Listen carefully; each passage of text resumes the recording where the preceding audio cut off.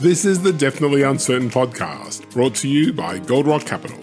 Each week, we look at how high net worth families can improve their lives, decisions, and investments in a deeply uncertain world. We always aim to provide practical information, even if we can't offer specific investment advice. Welcome to the Gold Rock podcast, Definitely Uncertain. Today, I am delighted to have with us Maya Natan. Maya Natan is a good friend and a friend of the firm, and also is the director of Jewish Funders Network in Israel, the JFN, which really was way ahead of the game trying to figure out how to add value to Israeli philanthropy. We'll talk a little bit about how JFN got started and where it came from, but basically they're doing excellent work with many philanthropists here in Israel. And today we're going to talk about philanthropy, how that's working in Israel, and also a new initiative which Maya has basically launched to make giving in Israel a little bit more advanced, a little bit more sophisticated. And hopefully we'll be able to bring something of that content and value to everybody out there, all the listeners. So first of all, welcome Maya. And thanks for joining us. Thank you for having me. It's our great pleasure. So let's get straight into it. Maybe first of all, you could tell us a little bit about what JFN does, how long it's been doing it, and sort of what need it came to fulfill in Israel. Why we need JFN. Absolutely. So Jewish Funders Network is an umbrella organization.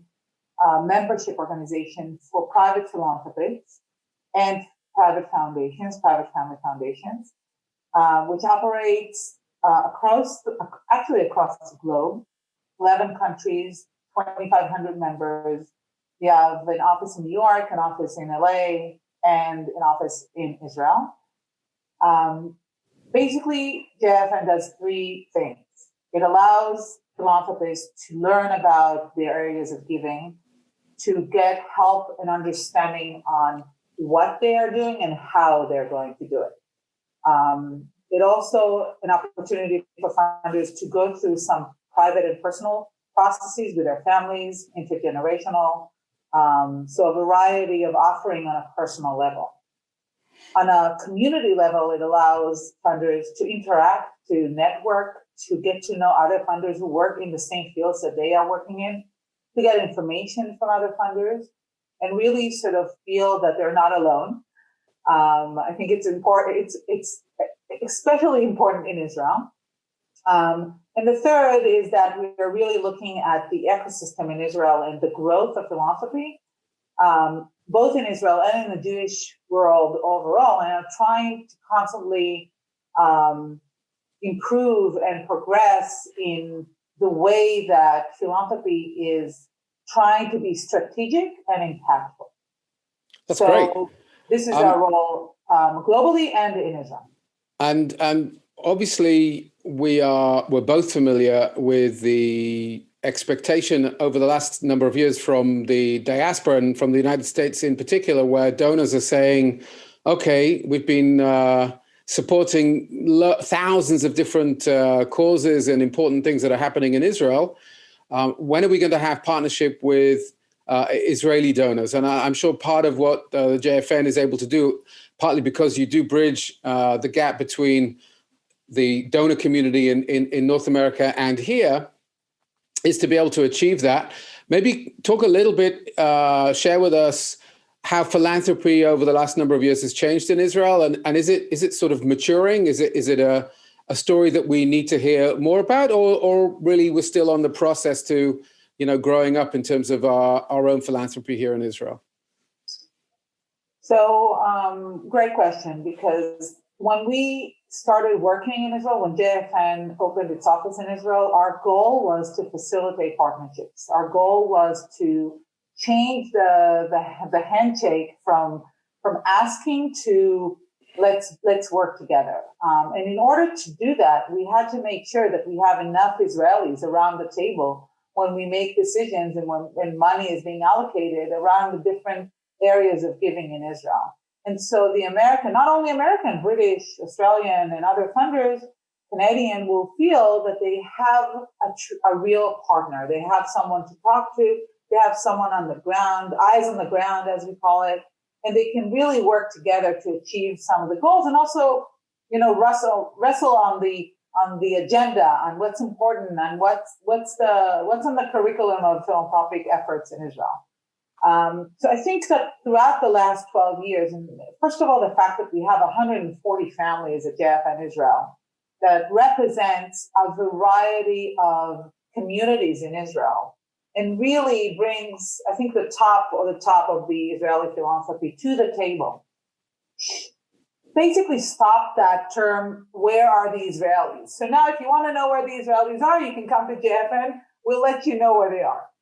And second is that the Israelis are really sort of on the same level in terms of, it's not a second-class citizen. In fact, that our philanthropy is younger doesn't mean that, or maybe it's not in the accumulated wealth that exists maybe elsewhere. It is still a very, very active, very entrepreneurial in its spirit. It has real hands on the ground, in the sort of real hands-on in the way that Israelis work with the NGOs. It's way beyond just giving money and letting go. A lot of hours, a lot of thought, a lot of board activity in the most useful way. So the fact that the grant-making approach could meet an entrepreneurial approach, those two kinds of philanthropies really sort of are shifting the way that we're doing business here in Israel. And also, it allows the two sides to get a perspective, for the Israelis to get a perspective of how do you fund your theory of change, and for the Americans to get a perspective of what's really motivates the philanthropic effort on the ground. So I think that kind of partnership is something that for the long run, we should really make a real effort to grow. It's also fascinating to hear you describe the different characteristics of sort of traditional philanthropy and the models from North America and other parts of the Jewish world. And perhaps not surprisingly, the more entrepreneurial type of philanthropy, I'm assuming obviously that, of those 140 families, many of them themselves will be entrepreneurial in their own businesses, or have sort of got background in entrepreneurial business, and therefore they're bringing that also to the philanthropic table. Can you tell us a little bit about specific areas of interest that if I were to ask you what are the three top areas that Israeli philanthropists actually are interested in being involved with or giving to? Is there something that is there a pattern to that? So actually, in that, we're very similar to other places in the world. I think it's the structure of philanthropy that is mostly common around how people give. So the three top ones, it's not surprising, will be religion, welfare and health, and education. And so we're not different in that. So in that sense, we're developing along the same lines as you'd expect to see in other areas of philanthropy. I think philanthropy has its own Maslow ladder, and it really is about like how you move in this ladder in terms of how you develop as a philanthropist. So the majority of people will give to the basic sort of, human needs, which is very understandable because philanthropy is, after all, an emotional decision as well as a rational decision. One of our previous guests who is also a JFN member, talked about giving from the kishkas. Yeah. And even though we try to be strategic and think about the impact and theory of change, it's important not to forget the kishkas. Giving without the kishkas is, I think, pointless. I mean, it doesn't last for a very long time. And also giving money away is also not something that I see as a really thoughtful or important thing to do, because this too will not last very long. So the combination, we always say you got to build it, brick by brick, and also evolve as a funder. I think that funders who learn, funders who collaborate with others, they themselves develop, and I think it's really important. Terrific. So let's move on, and maybe we can now talk a little bit about your new venture, which of course is connected to what we've been talking about. It's called Keshet, which is like a rainbow, I guess, or an arch, and it's a donor advised fund. And I think a lot of people that will be listening to this will say, "What's a donor advised fund?" So maybe we can start right there. Okay. So just a little bit of background, because it will tie in between our two conversations. When we work with JFN families in Israel, we've noticed that there's a gap between the wealth that exists in Israel and the timing that people decide to give to the actual giving on and the actual amounts that are being given at the end of the day. And we said, okay, there's a little bit of miscalculation here. Maybe we need to understand why it's not growing in the same pace that the wealth is growing. And we've noticed that one of the things that are missing very much so in Israel is the infrastructure for giving, which is a tool that allows both the legal aspect and the tax aspect and the allocation aspect of a donation to be one and to be simple and to be not heavily regulated, and that it is allowing people to make their decision the right time. So what does a donor advised fund allow you to do? In a year when you have high liquidity, which means that you either sold a company, you got an inheritance or exit or any type of high liquidity event, a donor makes a decision to allocate its philanthropic dollars at that same moment to Keshet. Keshet, Keren Shituf Tomim, Donor Advised Fund, is a vehicle that can receive the money, give the donor the full tax, I will call it benefit for, it's not a deduction, it's a return. It's a full tax return according to the status 46 in Israel. Then it allows the funder to take their time, that pause between when you allocate the fund to philanthropy and when you start giving it to NGOs. You can take your time and you can make decisions. You can learn about the fields that you want to be a part of. You can allow yourself as much time for learning and deciding and work with your family on the process. Then, throughout the life of the fund that sits at Keshet, you can make decisions as to which NGOs you want to contribute that money to. And you ask Keshet to do it, and Keshet facilitates the giving. In the meantime, you can make a decision, if the money sits at Keshet, you can make a decision that you want Keshet to manage the money at an investment firm. You will then receive tax-free proceeds from that investment back to your account, and your fund will grow, just like an endowment.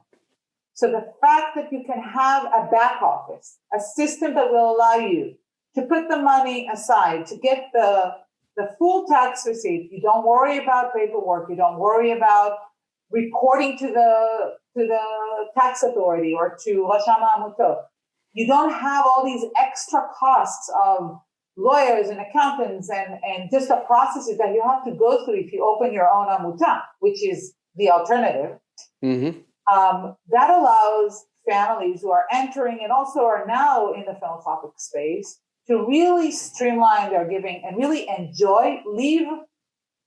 keep the enjoyment of giving and put aside all of the hustle that has to do with the office work behind it.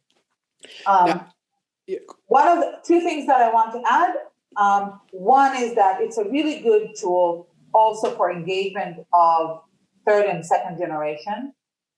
We believe that sometimes children of families that do giving on an annual basis do not feel that they are a part of the process because they always have to go to their parents and ask them for permission. So if you do that as a tool for engagement and independence, and they have an ability to control some of the decision making, not in the whole amount, but at some sort of a level, then I think it's a great tool for engagement. We do processes with the entire family. with the children and with the parents to allow them to really get engaged, aside from the back office. So it's really important to stress that too. That's great. Sort of to give people a concept of I suppose the type of size that would make sense to do this. As you say, the option is I have a chunk of money that I want to put to work in charity or philanthropy, and I want to be able to control the use of those proceeds.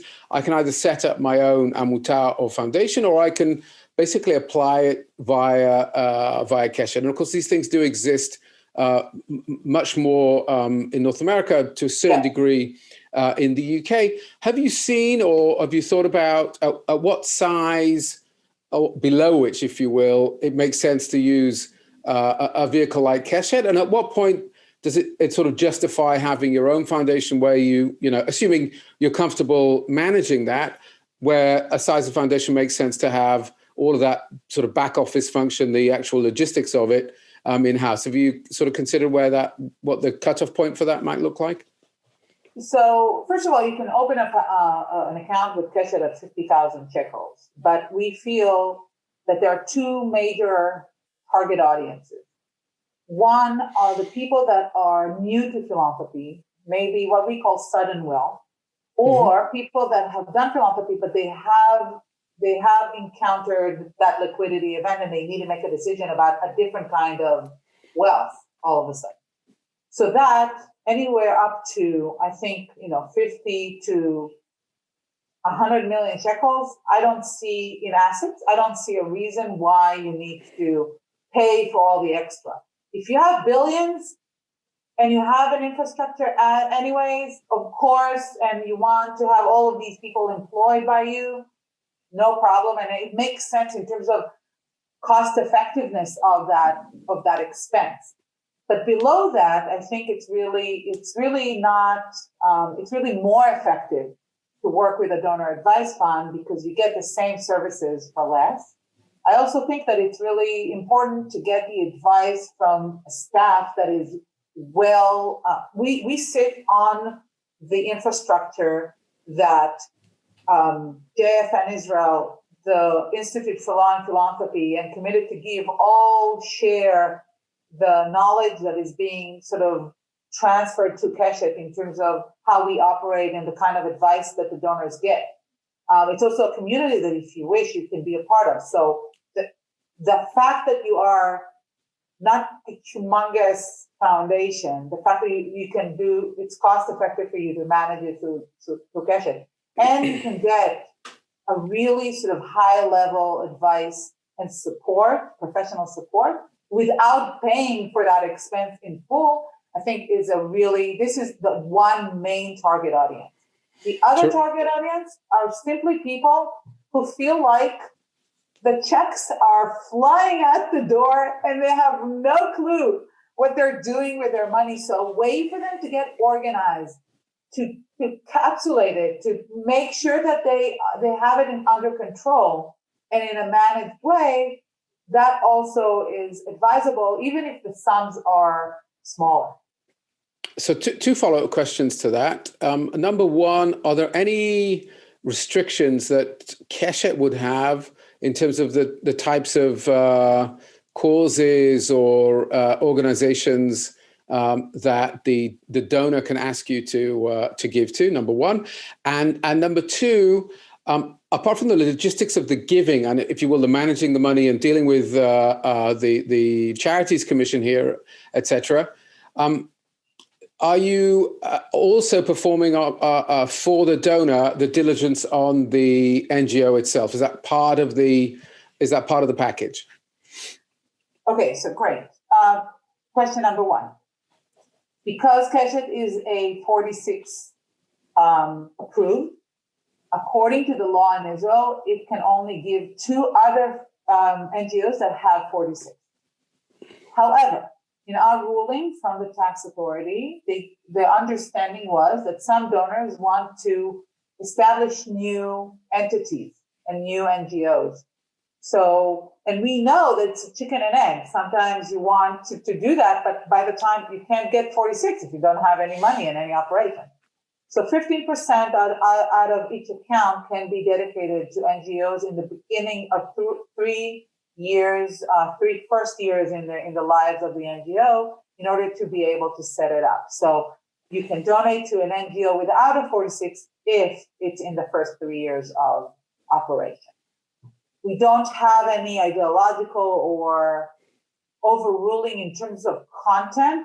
There are some guidance as to like political entities and so on, which is forbidden by law, and it's written in our agreement, but it's not anything beyond that. So however, like you asked, when we do a due diligence process and we do them for the donor, according to the level of the grant, we have 3 levels, different processes, different depths for each process, but we do make sure that we protect both the funder themselves and Keshet, because we have to really be sort of organized and on control the details of the NGOs that are receiving money from us. So it's good for the donor, it's also good for us.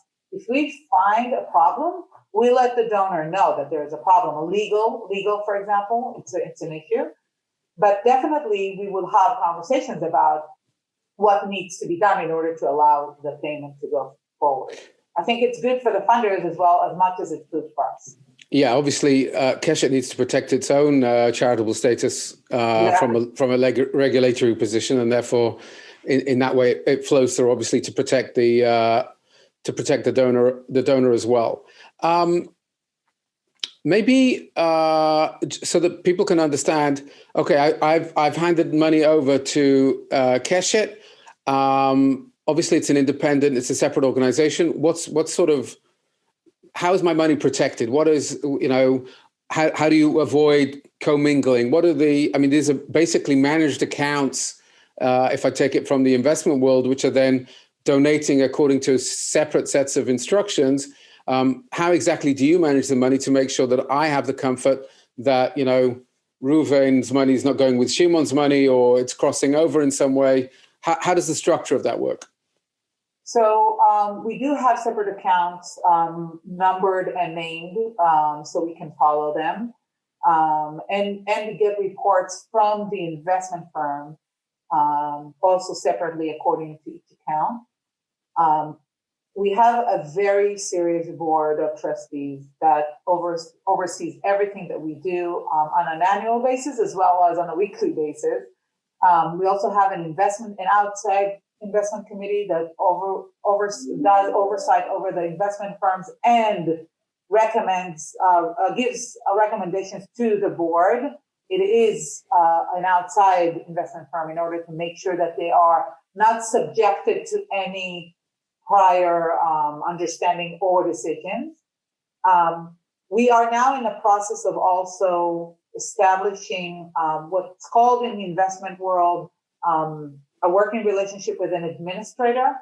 It's a company that looks over all of your different transactions and does what is called, she checks up on you to make sure that you had no mistakes.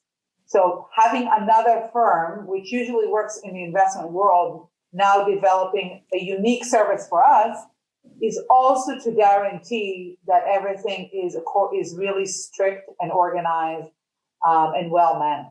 So and that drives what's the reporting cycle for that? If I'm a donor in the fund, how often will you be reporting to me? A client will get a report with all of their assets and all of their donations each quarter.